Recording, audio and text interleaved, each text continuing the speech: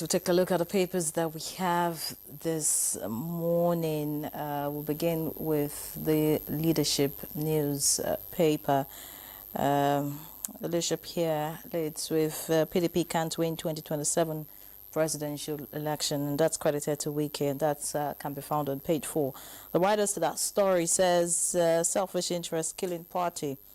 God of PDP is not sleeping, according to Wabara. We'll soon receive you into APC, Ganduje tells Lamido. Interesting. Of course, you want to see all of that. Page 4 has all the drama unfolding. Above that, JAMB engages VCs, experts to probe UTME mass failure. And just beside the picture story, we have the Federal Executive Council approves Medipol to cut drug prices. Details can be found on page 6. Below that, FG moves to tackle flight cancellations, delays, and Edo government threatens to sue new black movement leader. You want to find out the update from Edo State, page 4 would guide you. Non-performing institutions to lose TED fund support. That's also right here on the front page of the leadership. Above the masthead, I remain INEC chair. No room for speculation.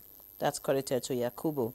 And next to that, we have the Natasha Gates story, and the caption this time around says, Court hears Akpabio's contempt claims today. That's on page 7. And finally, from the front page of the leadership this morning, we have cost-reflective pricing. Consumer groups for the government's tariff hike plan. All right, so that's so much we can take from the leadership. Let's see what the blueprint has in store this morning. The lead story here says Tinubu's reforms restoring stability to Nigeria's economy. That's according to the World Bank. And the writer says country recorded 3.4% growth in 2024. Lords improved transparency in NNPC Limited. And of course, the jump story is also right here, but the caption is different. It says 2025 UTME, JAMB engages experts to look into complaints. And below the picture story, we have 2027, that's the kicker. PDP will rise again, says Wabara Damagum. Party dead. Join APC. Ganduje tells Lamido, and that's on page 6. In the green strip at the bottom of the front page of the blueprint this morning, we have federal government, NICOM, partner to improve investment in aviation sector. And above the masthead, we have National Orientation Agency backs de-radicalization of repentant Boko Haram members. All the details you can find on page 18. And of course, the IMF report is also right here. Nigeria has repaid $3.4 billion IMF COVID-19 loan. That's according to Idris. CBN disowns fraudulent claims, fictitious contractors.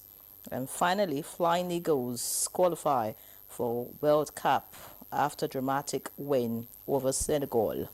And that's right here as far as sports is concerned in the Blueprint newspaper.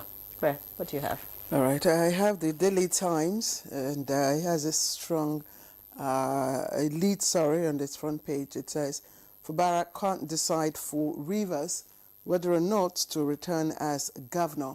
And this has been attributed to the residents. And of course, all the other stories, political stories that Imre has read are all also trending on the front page.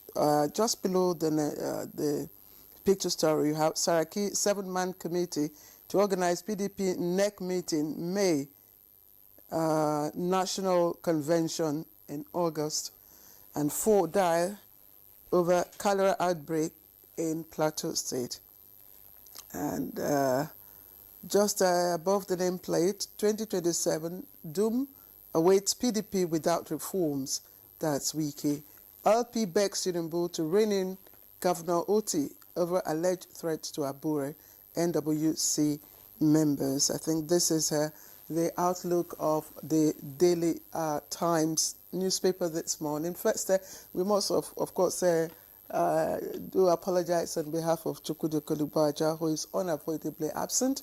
So Yere and I will, do the much that we can trying to look at the newspapers. Of course, all the papers, have political stories. Yere, you look at from the leadership So the blueprint, maybe accept the blueprint that is leading with an economic story, but of course it has the PDP story right there. One would, say that probably, well, all the banters among politicians and all that is expected, but not at this time. Exactly. When, the political process has not yet, been opened.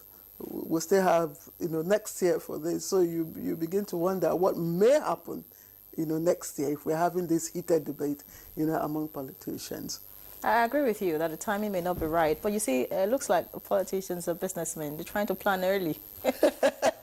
No. Business is quite different. Business No, is I mean, quite like different. this is what they do for a Yes, living. but So I mean, they have to start any time. They're not checking the clock. No. The political process is regulated, and INEC has the sole authority to declare when political rhetorics or political, whichever way you call it, should begin. And it is the sole authority, that's why it is there. So unlike business, that is regulated by the free market, So as a businesswoman, I know you are, you have your liberty to plan, how your business will be. But as a politician, you have to wait for INEC. You have to wait for INEC. Oh, well, parties have to plan ahead. To wait for INEC. Because, I mean, the timeline when INEC is ready is usually very short. No. So political parties are trying to plan ahead. It's quite different from, from the, PDP is dead. All the rhetorics we are having, between the political parties and all that. Another thing I think I'd just like to point out is the lead story of the leadership. It says, PDP can't win 2027 presidential election, Wike, and we must not take that lead out of context. There is a rider, that qualifies what Minister Wike is saying, and he says, selfish interest killing party.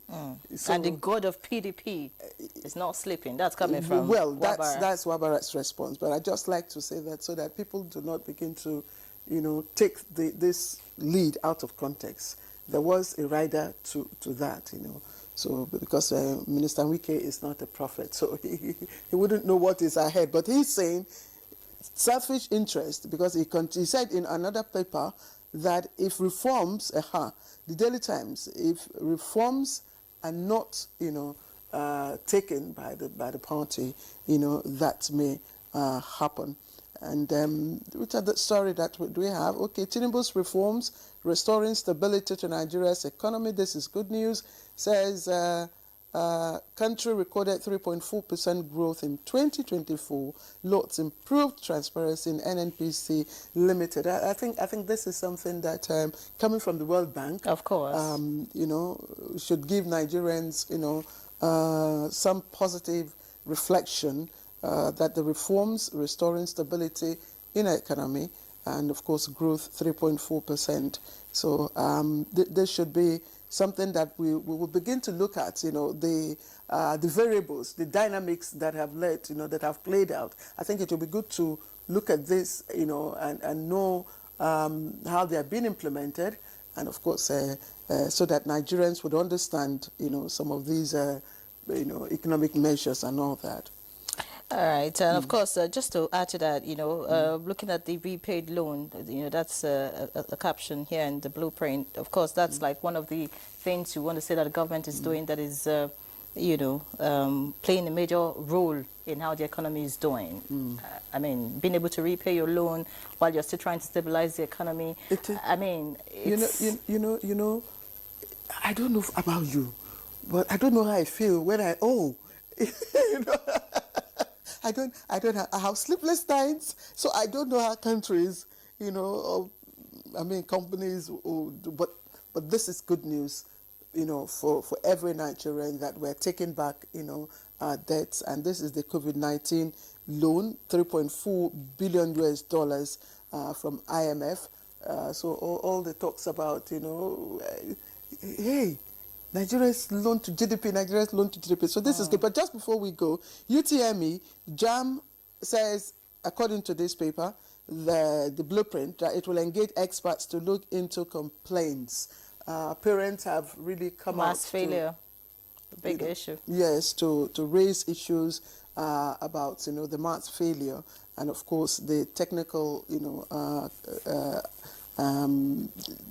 complaints, technical issues or glitches that happened. And JAM is saying it will engage experts to look into the complaints. I think this is the way to go. This is a good response, and I think it should calm the nerves of parents and all those involved.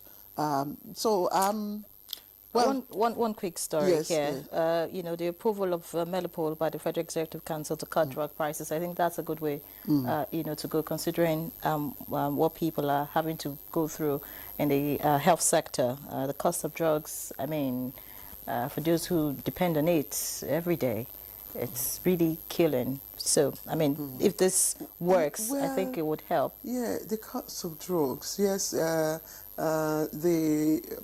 Ministry of Health is really doing a lot. At least I'm privy to what the minister had dished out. Said the Ministry of Health is doing a lot to encourage local production of pharmaceutical products here in Nigeria, so that prices Can drop. Yes. Yes, and Fantastic. probably when that takes shape, we'll begin to see that affected in the price of pharmaceutical products. Okay, so Henry, I think we're asked to. We've tried. Chukwudi, we'll have to share Chukwudi's pay For today. Exactly. All right, Chukwudi, get well soon. We'll hope to see you back here on your feed. Oh, yes. Henry. All right, so we'll take a break. When we come back, we'll get into the conversation. We're talking about the tax reform bills.